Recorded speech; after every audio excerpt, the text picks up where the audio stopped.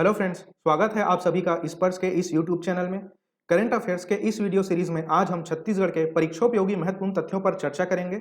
इस video series में हम वीकली और मंथली करंट अफेयर्स पर चर्चा करते हैं और प्रश्नों के माध्यम से इनकी व्याख्या भी करते हैं। तो आइए आज का वीडियो शुरू करते हैं। आज का हमारा पहला प्रश्न है, राज्य का पहला पक्षी महोत्सव कहां पर मनाया गया? और हमारे विकल्प हैं गिधवा परसदा, रायपुर, नवा रायपुर या खमरिया। इस प्रश्न का सही जवाब है दोस्तों गिधवा परसदा। तो जैसा कि आप यहां पर देख पा रहे हैं, बेमेतरा जिले के गिधवा परसदा और नगदा गांव में छत्तीसगढ़ प्रदेश का पहला पक्षी महोत्सव मनाया गया। तो यह पक्षी महोत्सव एक 3 दिवसीय महोत्सव था जिसे 31 जनवरी से 2 फरवरी तक मनाया गया और इस स्थान पर चीन, मंगोलिया, यूरोप या रशिया जैसे देशों के पक्षी आते हैं, इसीलिए इस स्थान पर पक्षी महोत्सव मनाने का निर्णय लिया गया था। बढ़ते हैं अगले प्रश्न की ओर। हमारा दूसरा प्रश्न है, राज्य में वित्तीय वर्ष 2020-21 के खरीफ सीजन में न्यूनतम समर्थन मूल्य पर कितना धान खरीदी किया गया? हमारे विकल्प हैं 85 lakh metric tonne, 87 lakh metric tonne, 90 lakh metric tonne या 92 लाख मीट्रिक टन। और इस प्रश्न का सही जवाब है दोस्तों 92 लाख मीट्रिक टन। तो दोस्तों अगर खरीफ वर्ष 2020-21 की बात करें तो इस सीजन के लिए कुल 21.52 लाख किसान पंजीकृत हुए थे। इनमें से 20.53 लाख किसानों ने एमएसपी पर राज्य सरकार को अपना धान विक्रय किया, अर्थात पंजीकृत किसानों के कुल 95.40% किसानों ने ही एमएसपी पर अपना धान सरकार को विक्रय किया। और आप सभी को पता ही है, छत्तीसगढ़ सरकार द्वारा प्रति एकड़ 15 क्विंटल की धान एमएसपी पर खरीदी की जाती है और पिछले खरीफ वर्ष तक सामान्य किस्म के धान का एमएसपी था 1868 रुपए प्रति क्विंटल। वहीं ग्रेड ए किस्म के धान का एमएसपी था 1888 रुपए प्रति क्विंटल। दोस्तों आपको एक बहुत ही महत्वपूर्ण चीज बता दूं, कुछ अपरिहार्य कारणों से मैं फरवरी माह का करंट अफेयर विलंब से बना रहा हूं। हालांकि अभी वर्तमान में एमएसपी में केंद्र सरकार द्वारा फिर से वृद्धि कर दी गई है और धान के लिए इस एमएसपी में 72 रुपए की वृद्धि की गई है और अब धान का एमएसपी आने वाले खरीफ वर्ष के लिए 1940 रुपए प्रति क्विंटल हो गया है, जिसे मैं जून माह के करंट अफेयर में अवश्य रूप से सम्मिलित करूंगा। अब देखिए, पिछले खरीफ वर्ष में धान की खरीदी कब से कब तक की गई? तो 1 दिसंबर से 31 जनवरी तक, अर्थात 2 माह में। और छत्तीसगढ़ सरकार द्वारा राज्य के किसानों से धान की खरीदी 25 रुपए प्रति क्विंटल में की जाती है। तो केंद्र सरकार द्वारा दी जाने वाली एमएसपी और इस 2500 की राशि में जो भी अंतर होता है उसे वर्तमान छत्तीसगढ़ सरकार किसानों को राजीव गांधी किसान न्याय योजना के तहत दे रही है। दोस्तों अगर पिछले खरीफ वर्ष और आने वाले खरीफ वर्ष के परिप्रेक्ष्य में राजीव गांधी किसान न्याय योजना की बात करें तो इसमें भी बहुत बदलाव आ चुके हैं। तो ये बदलाव किस प्रकार से हैं, तो इस विषय पर भी हमने एक तुलनात्मक अध्ययन करके वीडियो बनाया हुआ है। उस वीडियो को आप अवश्य ही जाकर देखिएगा, उसका लिंक आपको डिस्क्रिप्शन में मिल जाएगा।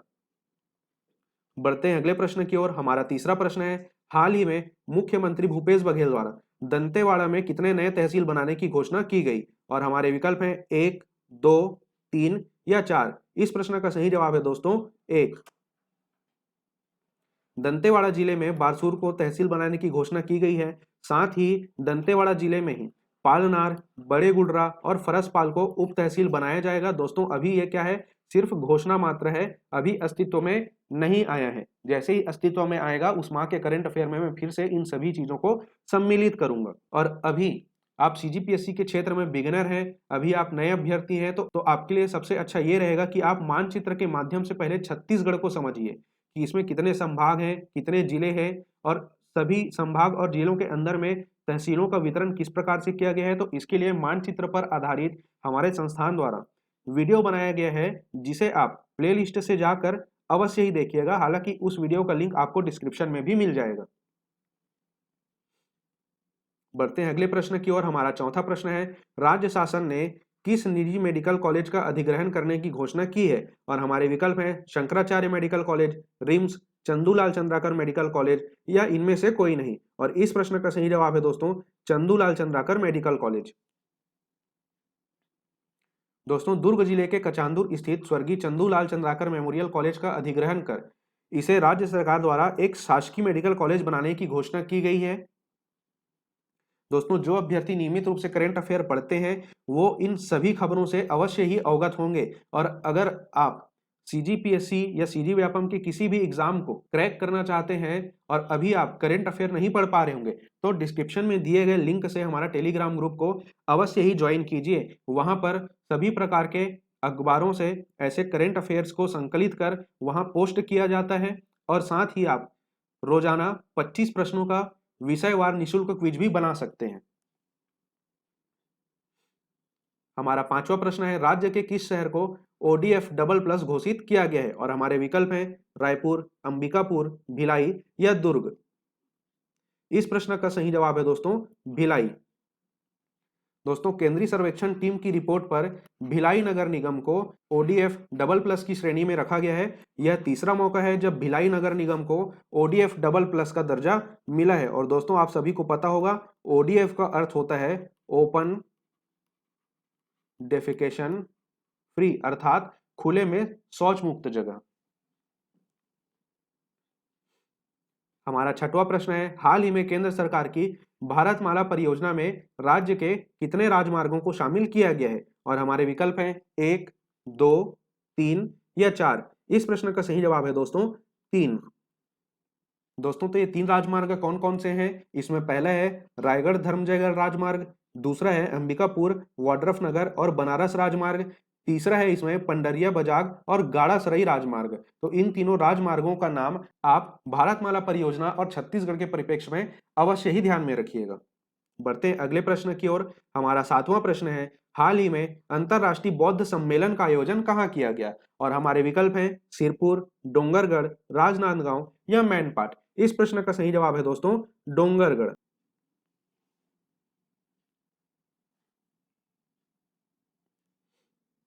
डोंगरगढ़ में 6 फरवरी को अंतरराष्ट्रीय बौद्ध सम्मेलन का आयोजन किया गया। साथ ही आप यह भी ध्यान में रखिए कि अंतरराष्ट्रीय बौद्ध महोत्सव सिरपुर में मनाया गया है। जब सम्मेलन की बात करेंगे तो आपका उत्तर होगा डोंगरगढ़, और जब बौद्ध महोत्सव की बात करेंगे उस स्थिति में आपका जवाब क्या होगा? सिरपुर। तो इन तथ्यों को आप इसी प्रकार से ही ध्यान में रखिएगा। आज का हमारा 8वां प्रश्न है, राज्य का पहला driving training and research institute कहां पर बनाया जा रहा है? और हमारे विकल्प हैं रायपुर, दुर्ग, बिलासपुर या नवा रायपुर। तो इस प्रश्न का सही जवाब है दोस्तों रायपुर। तो दोस्तों रायपुर जिले के नवा रायपुर के तेंदुआ ग्राम में यह driving training and research centre बनाया जा रहा है और इसका उद्देश्य क्या है? कुशल वाहन चालक के लिए प्रशिक्षण की सुविधा नागरिकों को मुहैया कराना, और हर साल लगभग यहाँ 20,000 लोगों को प्रशिक्षण दिया जाएगा। हमारा 9वां प्रश्न है, हाल ही में किन्हें इंटरनेशनल यूनिसेफ अवार्ड से सम्मानित किया गया जो इस राज्य से हैं? और हमारे विकल्प हैं डॉक्टर सुरेंद्रनाथ, बंसी बंदोपाध्याय, ऋचा वर्मा या राम सैनी। इस प्रश्न का सही जवाब है दोस्तों डॉक्टर सुरेंद्रनाथ।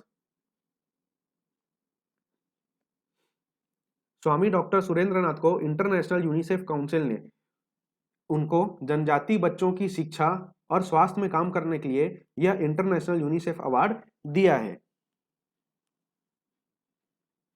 आज का हमारा 10वां प्रश्न है, छत्तीसगढ़ के किस कार्यक्रम को राष्ट्रीय ई गवर्नेंस अवार्ड मिला है? और हमारे विकल्प हैं ई पंचायत, पढ़ई तुहर दुआर, ई लोक सेवा या इनमें से कोई नहीं। इस प्रश्न का सही जवाब है दोस्तों पढ़ई तुहर दुआर।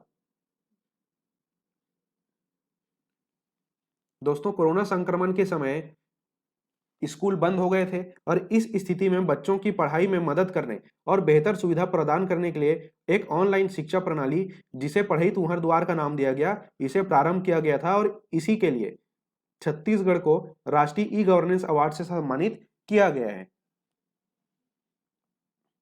आज का हमारा 11वां प्रश्न है, छत्तीसगढ़ के कितने जिलों में जैव विविधता पार्क बनाने की राज्य शासन की योजना है?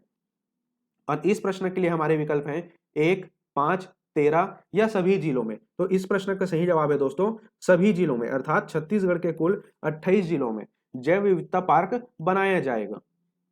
और जैव विविधता पार्क के निर्माण के पीछे राज्य सरकार का उद्देश्य यह है कि छत्तीसगढ़ में जैव विविधता का संरक्षण और संवर्धन किया जा सके। हमारा 12वां प्रश्न है, छत्तीसगढ़ के पहले खेल महोत्सव का आयोजन कहां किया गया? और इस प्रश्न के लिए हमारे विकल्प हैं मुंगेली, राजनांदगांव, पाटन या महासमुंद। तो इस प्रश्न का सही जवाब है दोस्तों पाटन। दोस्तों दुर्ग जिले के पाटन में यह एक 2 दिवसीय खेल महोत्सव 20 और 21 फरवरी को मनाया गया, जिसमें राज्य के क्षेत्रीय और स्थानीय खेलों को सम्मिलित किया गया था, जिसमें से कुछ हैं गिल्ली डंडा, गेढ़ी, तुएल लंगरची, संखली सुरपिट्टुल, फुगड़ी, भौरा और खो खो। तो इस प्रकार के खेलों का आयोजन इस 2 दिवसीय खेल महोत्सव में किया गया था।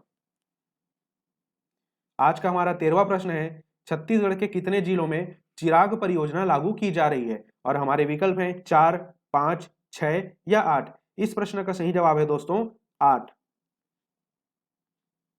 दोस्तों बस्तर अंचल के आदिवासी किसानों को लाभदायी खेती के लिए प्रोत्साहित करने के लिए और साथ ही उनकी माली हालत ठीक करने के उद्देश्य से छत्तीसगढ़ के 8 जिले और इन 8 जिलों के 14 विकास खंड में यह परियोजना चलाई जा रही है। और इस परियोजना का बजट कितना है? तो 1036 करोड़ रुपए। और इस परियोजना में शामिल 8 जिले कौन कौन से हैं? तो पूरा का पूरा बस्तर संभाग, अर्थात बस्तर संभाग के 7 जिले, और 8वां जिला होगा मुंगेली जिला। साथ ही आप यह भी ध्यान में रखिए कि यह चिराग परियोजना विश्व बैंक से सहायता प्राप्त है।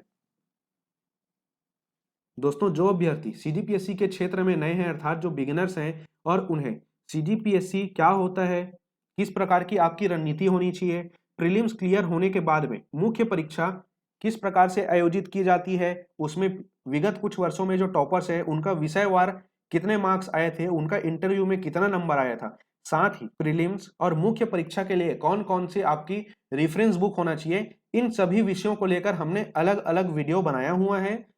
अगर आपने अभी तक वो वीडियो नहीं देखा है तो डिस्क्रिप्शन में दिए गए लिंक से उन वीडियोस के माध्यम से सभी जानकारियों को अवश्य रूप से ही ग्रहण कीजिएगा। दोस्तों और सीजीपीएससी से रिलेटेड किसी भी प्रकार की जानकारी के लिए आप हमारे संस्थान के नंबर पर अवश्य ही संपर्क कीजिए। जल्द मिलेंगे आपसे अगले वीडियो में।